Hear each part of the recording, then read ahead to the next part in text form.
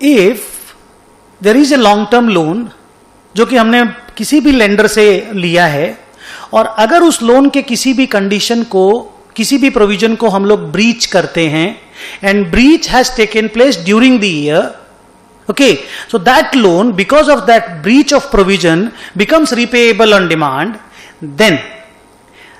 loan becomes a current liability. और long term loan को current liability में लिखना पड़ेगा, लेकिन इंपॉर्टेंट चीज, लेकिन अगर that breach, that mistake, whatever wrong we have done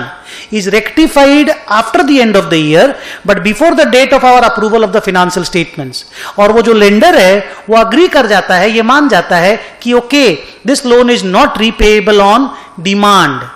तो हम लोगों को उस पर्टिकुलर लोन को लॉन्ग टर्म लोन में क्लासिफाई करना अलाउड है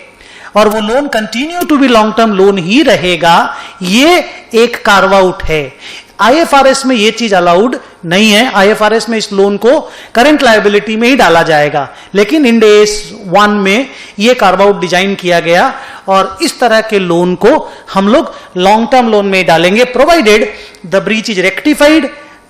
before the date of signing of the balance sheet and the lender agrees not to make the loan repayable on demand.